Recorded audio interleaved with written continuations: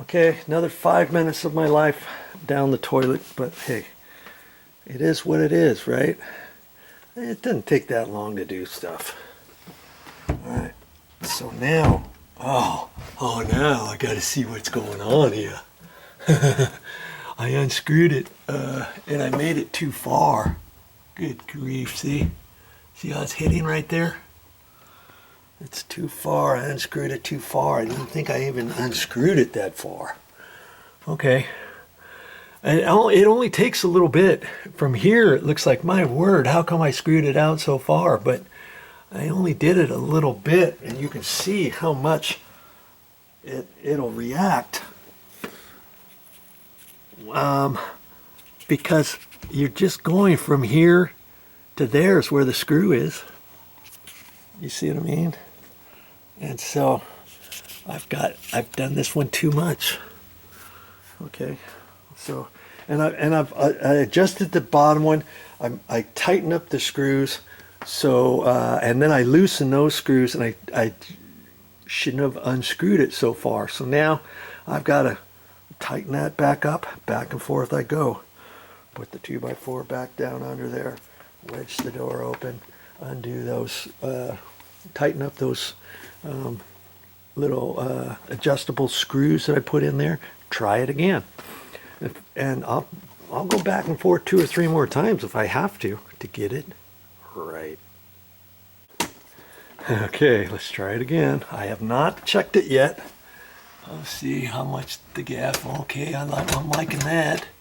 I see a little bit of a gap there on the back side. I'm looking at that. What do I want to do? I've got a little bit of extra gap at the bottom. I'm liking exactly where that's at. We're going to have to look at that a little bit more and see if anything. I'm thinking it still has to be pushed over that way a little bit, and I can do that, and I can see that if I do that, it's going to raise that up a little bit to where it was. See, I could have almost left the top one exactly where it was prior to me adjusting that one and moving that out. As I move that out, it already kind of reacted to move that as well.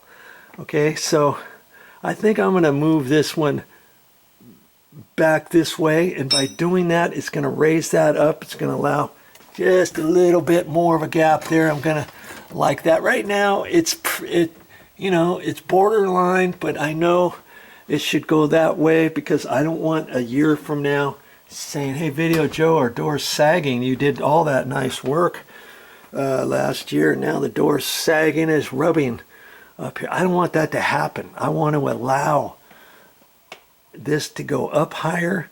I want, in case it were to sag a little bit a year from now, a year and a half from now, 2 years from now. 2 years from now, I don't want it to sag any more than that right there. You see what I mean?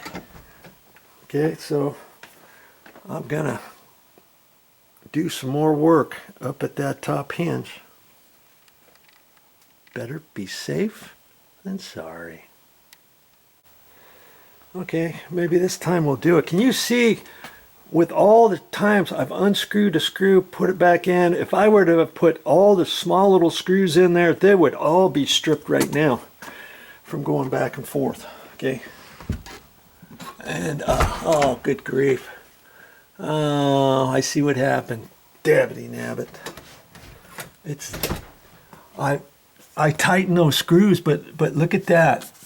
The screw that I've been using to go back and forth was that long screw right there. Okay, well, the thing with that is, the more times you mess with the screw, even that long screw, this long screw right here, I can take it with my screwdriver, and look at that, it spins. Isn't that something? That's because whoever put it in there, see, they put that in straight from there. They drilled it in there, and they could only put it so tight. And they spun it a little bit, and with me going back and forth, you know, 3 times, 4 times, just that little bit has made it to where this is not snug now. And because of that, these 2 screws are the only 2 screws that are going to make this door snug. Do you see what I mean? And so for me to reuse this hole, isn't that a shame? I'm going to first off put a long screw in here, because that was a short one. That'll hold this tight. Then I'm going to take this out. I'm going to have to drill a hole, pilot hole, with my drill bit at a slight angle upward. Then I can reuse this screw and put it up, and it's going to barely stick out. And then I can whack it with the hammer, and it will be fine. Okay, I'm not going to mess with that one just yet. I'm going to go ahead and put this one back in, because I've already adjusted those screws, but they're not, it's not holding properly until I go this next step. Okay, all right, I'll get a long screw in there, and be right back. Now here's a tip for you when you're working with a white pre-finished door. See how nice and clean it is? I mean, obviously that's how we want to leave it when I get done. But your fingers, when you do all this stuff with the screws and stuff, your fingers are going to start getting black just from the screws and working with the drill and that kind of stuff. So I, you know, they got a sink out here. I've already washed my hands once. Here's some simple green.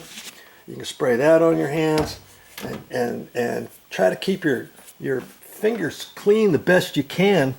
And then when I get all done with this, I may look at the door and see if there's any marks, dirty marks that I need to clean off. It might not even be mine, it might be somebody else's, but when I get done with this, I don't want anyone to say, oh yeah, Joe's been here. I can see his grubby hands are all on the door, and he didn't clean up, and he's got stuff all over the place, and the hinge pins weren't poked down all the way, and I see a gouge on the door, and here's some dirty marks on here. Yeah, VideoJoe's been here, all right.